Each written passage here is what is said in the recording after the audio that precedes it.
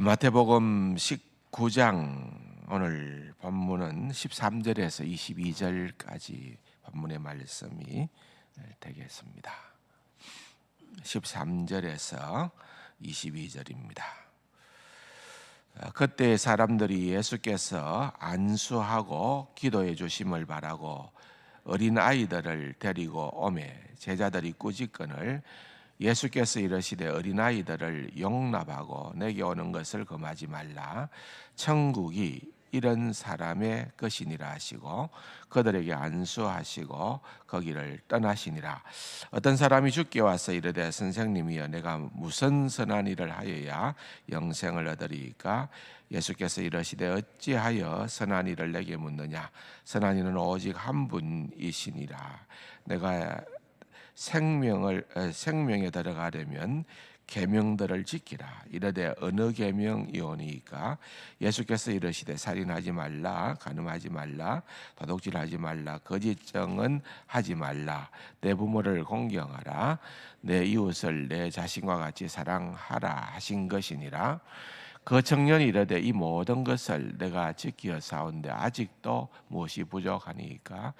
예수께서 이르시되 네가 온전하고자 할진대 가서 네 소유를 팔아 가난한 자들에게 주라. 그리하면 하늘에서 보화가 내게 있으리라. 그리고 와서 나를 따르라 하시니 그 청년이 재물이 많음으로 이 말씀을 듣고 근심하며 가니라. 아멘.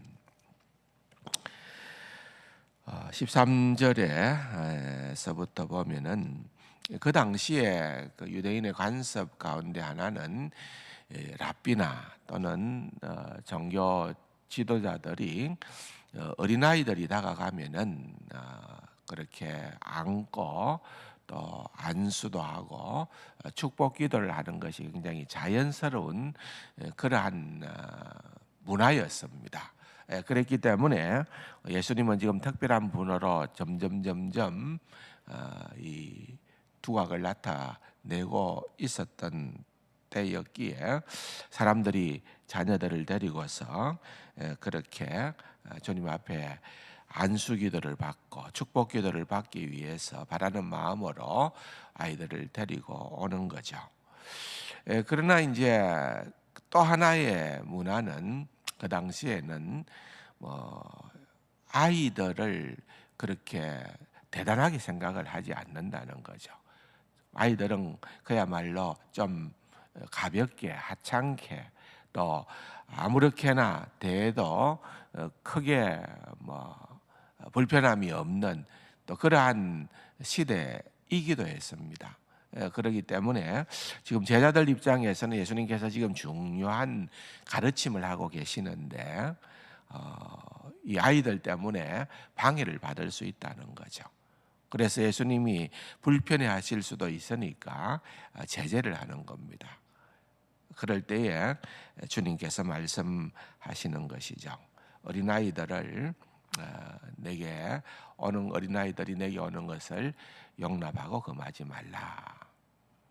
천국은 바로 이런 자들 어린아이의 것이다 하고 그렇게 선포를 하고 있는 것입니다. 여러 차례도 말씀을 드렸습니다만은 이제 마태는 유대인을 대상으로 해서 마태복음을 기록했기 때문에 마태복음에서 유독 많이 등장하는 이 천국이라고 하는 것은 다른 말로 하면은 하나님의 나라라는 말씀을 드렸지요. 우리는 이제 나라 할 때 나라 국자를 연상을 합니다. 한자로. 그런데 그것을 연상을 하면은 어떤 지역, 영토, 이런 땅 이런 것이 먼저 떠오릅니다. 그러나 이 원어적으로 바실레이아라고 하는 헬라 말인데 이 말은 그런 어떤 땅과 영토적 개념보다는 주권, 통치, 다스림 이런 뜻이 그야말로 가장 핵심 단어예요. 그렇기 때문에 천국이든 하나님의 나라든 같은 말이고 하나님의 나라라고 할 때 하나님의 어떤 영토, 하나님의 땅이라는 것이 아니라 하나님의 주권과 하나님의 다스리는 것 그것을 강조하고 있다라고 하는 것을 여러 차례 말씀을 드렸죠. 근데 그런 하나님의 나라가 마치 어린아이의 것이다. 그렇게 말씀을 하는 거예요. 어린이 주일날 이 본문을 가지고 어린이는 참 귀하다. 어린이는 정말 겸손하다. 어린이는 정말 순수하다. 이런 어떤 얘기들을 어릴 적부터 저도 많이 들어왔었고 또 그렇게 지금도 얘기하는 경우가 많이 있잖아요. 근데 과연 우리가 어린아이들이 그렇다고 볼 수 있을까요? 그런 면도 있겠죠. 예. 그러나 주님께서 말씀하실 때는 그런 점을 강조하기 위해서 했을까? 질문이 던져지는 겁니다. 우리가 신학교를 다닐 때에는 윤리학을 가르쳤던 교수님께서 이 부분을 가지고 거듭거듭 강조했던 것이 지금도 기억이 나는데, 이것은 어린아이는 별로 가치가 그 당시에 없었다는 거예요. 어린아이처럼 자기 존재의 가치를 인정하지 않는, 내가 대단한 존재라고 하는 그 사실을 인정하지 않는 자가 천국을 소유하는 자다고 그렇게 설명을 했는데, 그 역시도 사실은 좀 그렇게 석 마음에 와닿는 설명은 못 되었던 것 같습니다.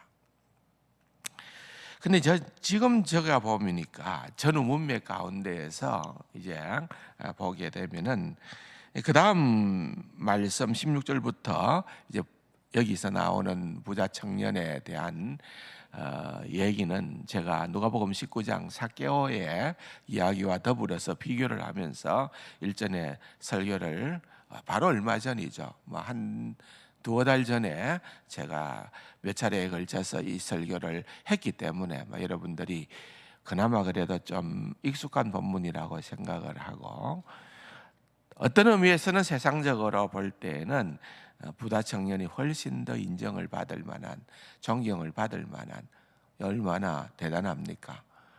다 율법을 지켰나이다고 감히 주님께 말씀할 만한 그런 정도의 대단한 인물과 대비되어서 누가복음 19장에는 바로 삭개오가 나오는 거죠.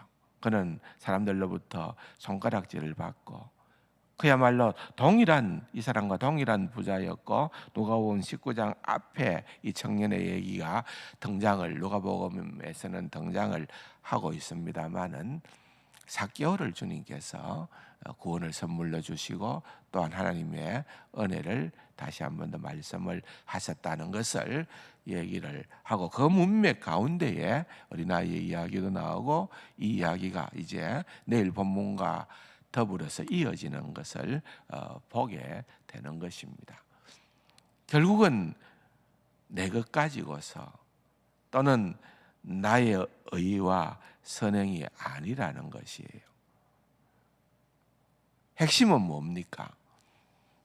결국은 우리에게는 가장 중요한 것은 주님을 진정으로 의지하느냐는 거예요. 어린아이는 독립하기가 어렵습니다.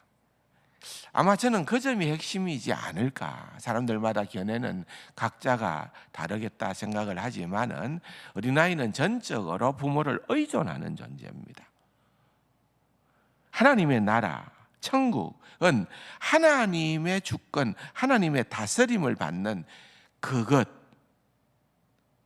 그게 이제 소위 말하면은 조금만 더 나아가면은 이미, 그러나 아직이라는, already not yet라고 하는, 하나님의 나라가 지금 이미 임했지만은, 그러나 그 통치, 하나님의 다스림이 완벽하게 지금은 이루어지고 있지는 않은 이 세상입니다. 우리가 살아가고 있는 이 세상은.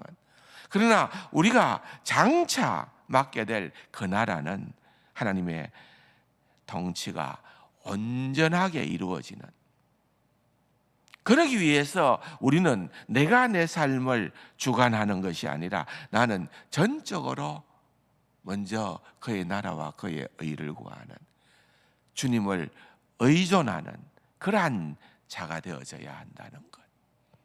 그게 바로 어린아이의 것이라고 하는 주님의 말씀일 게다고 저는 생각을 합니다. 그런 것처럼 여기에 나타나는 부자 청년은 자신이 행한 그것을 근본으로 하여서 내가 영생을 얻고 구원을 얻는 것이 아니라 그 모든 것보다도 더 근원적인 것, 오직 주님만 전적으로 의지하는가.